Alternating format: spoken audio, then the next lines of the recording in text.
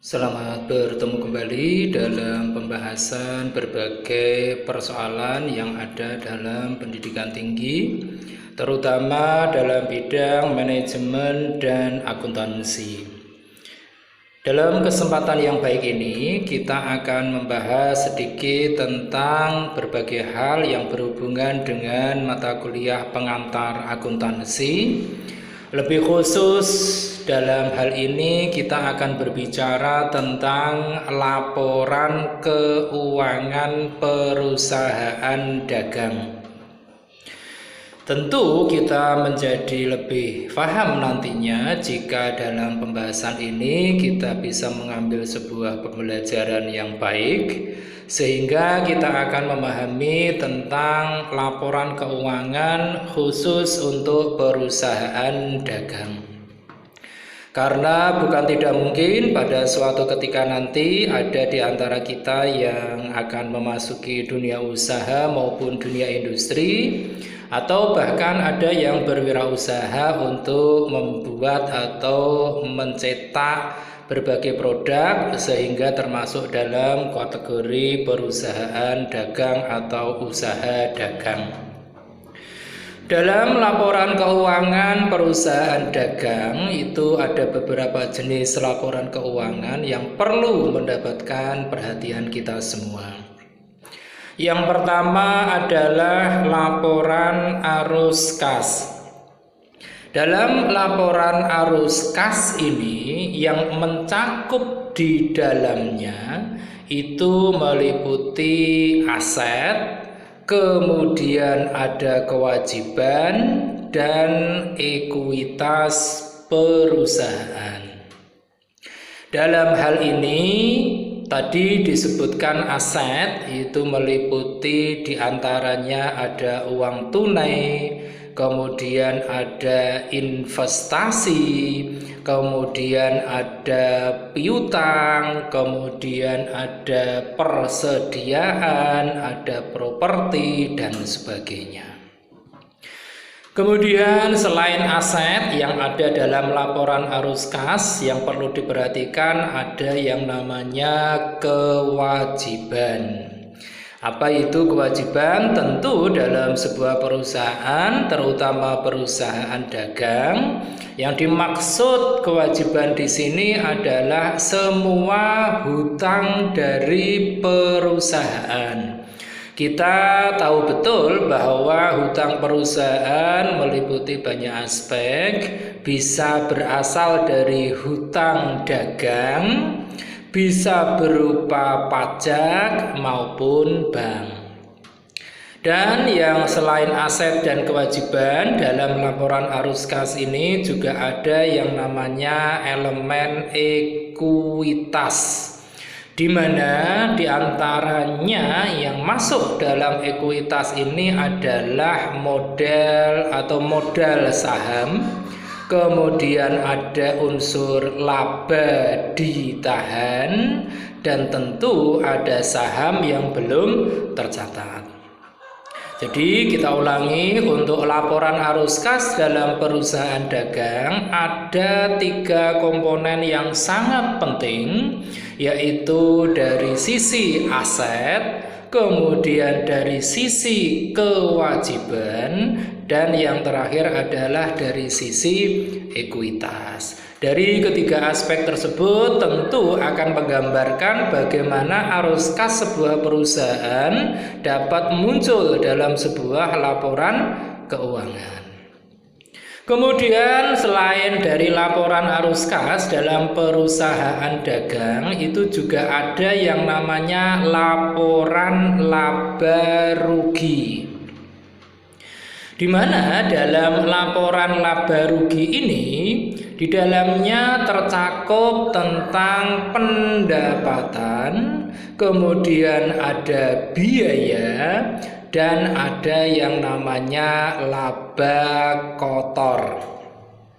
Untuk pendapatan yang dimaksud di dalam laporan laba rugi itu diantaranya itu adalah semua penerimaan perusahaan yang berasal dari penjualan produk. Dalam hal ini, produk bisa diartikan menjadi barang maupun jasa. Namun biasanya untuk perusahaan dagang jauh lebih banyak yang berupa perusahaan yang memproduksi barang. Oleh karenanya kita perlu paham betul bahwa pendapatan ini menjadi salah satu indikator yang paling penting dalam dunia usaha. Karena dengan pendapatan ini diharapkan ada multiplier efeknya pada akhirnya nanti apakah sebuah perusahaan ini akan mampu menghimpun laba atau justru sebaliknya mengalami kerugian. Dari unsur biaya dari laporan laba rugi ini yang dimaksud di sini adalah bahwa semua pengeluaran dari perusahaan yang terutama digunakan untuk proses produksi, kemudian ada proses penjualan dan proses administrasi. Setelah itu ada juga yang namanya laba kotor, yaitu selisih antara pendapatan dengan biaya yang dikeluarkan oleh perusahaan. Dari laporan laba rugi ini, tentu sebuah perusahaan akan dapat mengidentifikasikan dirinya. Apakah laba dari perusahaan tersebut itu cukup untuk melakukan investasi atau intervensi dan pembiayaan lain sehingga perusahaan akan mampu melakukan ekstensifikasi bisnis. Oleh karenanya dengan diresmikannya angka-angka dalam sebuah laporan keuangan berupa laporan laba rugi, maka para pengambil keputusan dari sebuah perusahaan tentu haruslah bijak. Jika dalam hal ini laporan keuangan menunjukkan laba yang cukup baik, maka tentu sebuah perusahaan akan memiliki cukup ruang dan waktu untuk terus mengembangkan bidang usahanya. Namun jika ternyata dalam laporan laba rugi ini justru yang terjadi adalah perusahaan belum mampu memupuk keuntungan atau istilahnya adalah masih mengalami kerugian, maka tentu para pihak yang ada di dalam perusahaan itu perlu memikirkan bagaimana agar tingkat kerugian itu sedapat mungkin ditekan untuk diminimalisasi secara gradual agar pada satu titik tertentu nanti perusahaan dalam posisi keuangannya sehat kembali. Tentu dari laporan laba rugi ini tidak diambil kesimpulan bahwa perusahaan sedang mengalami sebuah kerugian. Laporan ketiga dari laporan yang ada di dalam perusahaan dagang itu adalah laporan arus kas. Di mana untuk laporan arus kas ini mencakup di dalamnya itu adalah arus kas dan aktivitas operasi. Kemudian ada aktivitas investasi dan ada aktivitas berupa pendanaan.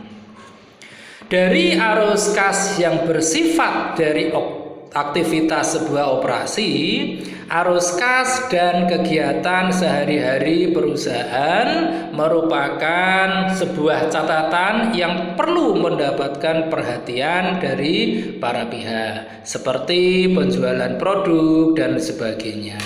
Artinya apa? Dari arus kas inilah kita dapat melihat dengan gamblang apakah dari sisi penjualan perusahaan mengalami peningkatan atau justru sedang mengalami penurunan. Atau dari kegiatan sehari-hari perusahaan apakah dapat berjalan dengan efektif sekaligus efisien atau justru sebaliknya. Kemudian berikutnya adalah arus kas dari aktivitas investasi. Itu biasanya perusahaan mengambil langkah-langkah untuk membeli atau menjual dari sebagian asetnya.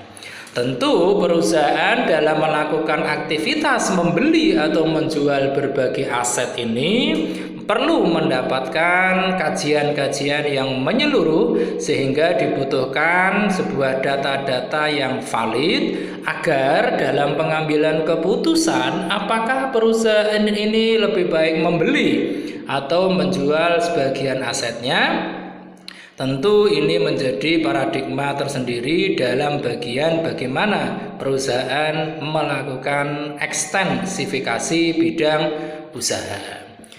Dan yang untuk arus kas aktivitas dari pendanaan, contohnya adalah penerbitan saham atau pinjaman. Ini tentu menjadi sebuah kajian tersendiri bahwa perusahaan dapat mengalami kenaikan atau justru kemunduran dalam hal pembiayaan, pendanaan, dan sebagainya.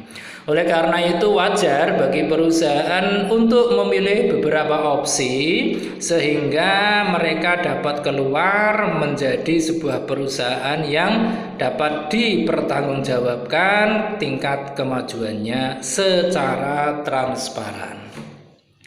Berikutnya adalah laporan stok barang. Nah, ini merupakan salah satu karakteristik dari sebuah perusahaan yang bersifat memperdagangkan sesuatu untuk dijual. Yang pertama adalah dalam laporan stok barang ini, salah satunya memuat tentang jumlah barang yang masih tersedia di dalam gudang penyimpanan. Apakah di dalam gudang itu masih tersedia persediaan untuk sekian waktu dalam periode tertentu?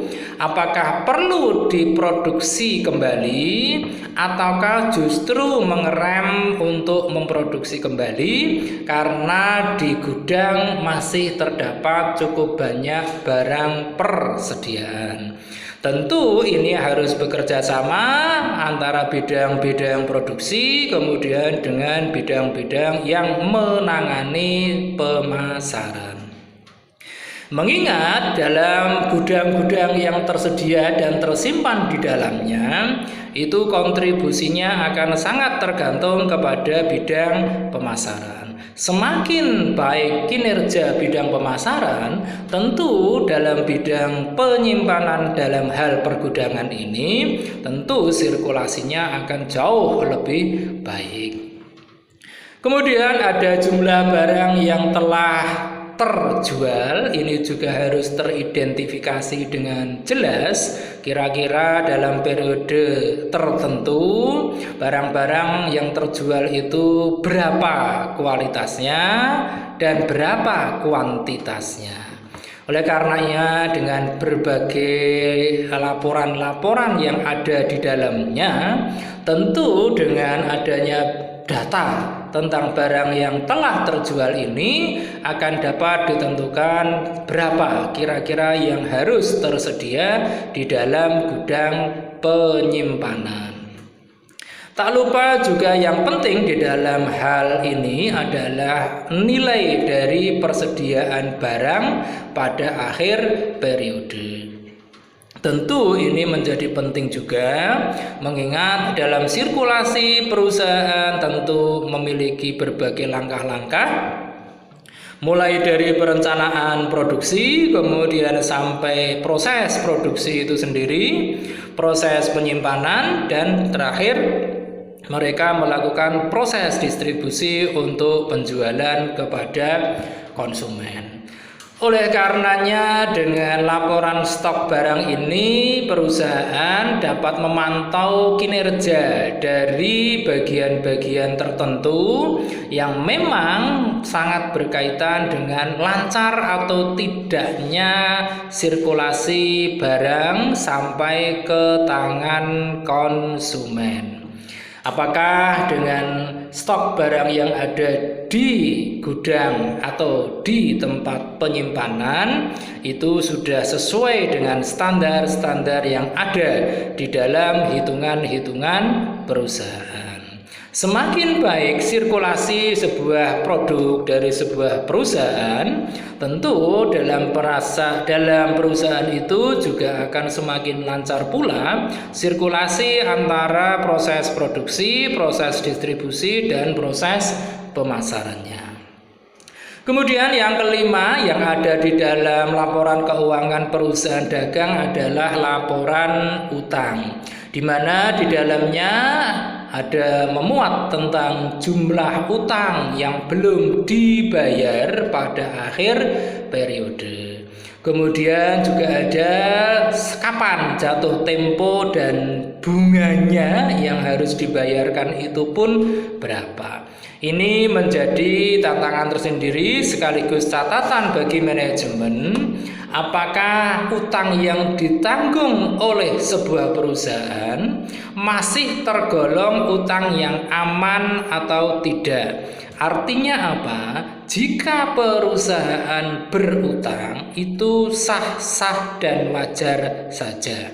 Namun yang paling penting dan lebih penting adalah dengan status utang-utang itu, apakah perusahaan memiliki kemampuan untuk membayar kepada mereka-mereka yang mengutangi kita sebagai perusahaan peminjam. Oleh karenanya diperlukan yang namanya identifikasi utang-utang itu. Apakah utang-utang itu termasuk utang-utang jangka pendek, kemudian ada utang-utang jangka menengah, dan termasuk utang-utang jangka panjang. Tentu untuk memberikan sebuah judgement apakah sebuah utang itu dikatakan lancar atau tidak lancar, perusahaan memiliki kriteria tersendiri. Namun biasanya perusahaan akan mengambil segala langkah agar utang-utang itu dapat terbayarkan maksimal sampai jatuh tempo itu utang. Namun demikian, jika terpaksa utang-utang itu tidak bisa dibayarkan sampai jatuh tempo, perusahaan perlu mengkomunikasikannya dengan mereka-mereka yang meminjamkan dananya kepada perusahaan. Perlu dijelaskan apa yang sedang terjadi di dalam perusahaan. Apakah di sektor dari internal atau dari sektor dari eksternal yang menyebabkan perusahaan belum mampu untuk membayar hutang sesuai dengan tenggat waktu yang telah ditetapkan di dalam kontrak hutang. Demikian ada beberapa laporan arus keuangan tadi dalam perusahaan dagang. Kita sudah mengenal 5 diantaranya. Mudah-mudahan dari kelima itu kita menjadi lebih paham lagi bahwa untuk menjalankan perusahaan dagang itu tidaklah mudah. Namun demikian, bagi Anda yang ingin memasuki berbagai dunia usaha atau dunia industri, jangan pernah takut untuk melangkah untuk membuka usaha. Karena apa? Jawabannya adalah karena kita masih terus tumbuh, terutama dari sisi pertumbuhan ekonomi di negara kita masih tergolong baik, sehingga masih terbuka lebar segala peluang untuk memasuki pasar. Karena kita tahu ceruk pasar yang ada di Indonesia ini tergolong ceruk pasar yang cukup besar. Mengingat jumlah penduduk Indonesia pun tergolong besar. Karena itu dimanfaatkan dengan baik, tentu dengan aturan-aturan yang ada akan menjadikan kita pembelajar yang baik. Jadi nanti bagi Anda yang belum memasuki dunia kerja, terutama dunia usaha dan dunia industri, menjadi lebih siap untuk memasuki dunia itu. Demikian penjelasan kita yang sangat singkat ini tentang laporan keuangan untuk perusahaan dagang. Terutama ini kami tujukan kepada calon wirausahawan dan wirausahawati dari generasi muda agar setidaknya memahami betul bahwa membuka peluang usaha itu diperlukan sebuah kejelian sekaligus ketelitian. Dari aspek kejelian tadi bisa dipantau dari bagaimana kita memanfaatkan peluang yang ada, dan dari sisi ketelitian ini baru saja kita membahas tentang laporan keuangan yang ada di dalam perusahaan dagang. Sehingga semua yang akan kita lakukan dalam periode waktu tertentu ke depan, kita sudah siap dengan berbagai data-data yang valid, sehingga menimbulkan optimisasi dalam diri kita untuk terus tanpa ragu-ragu memasuki dunia usaha maupun dunia industri. Sekian dari saya, terima kasih. Jangan lupa setelah melihat dan menyaksikan tayangan video ini, klik untuk like, kemudian silahkan berkomentar, kemudian silahkan di-share kemanapun, dan tentu jangan lupa subscribe. Terima kasih.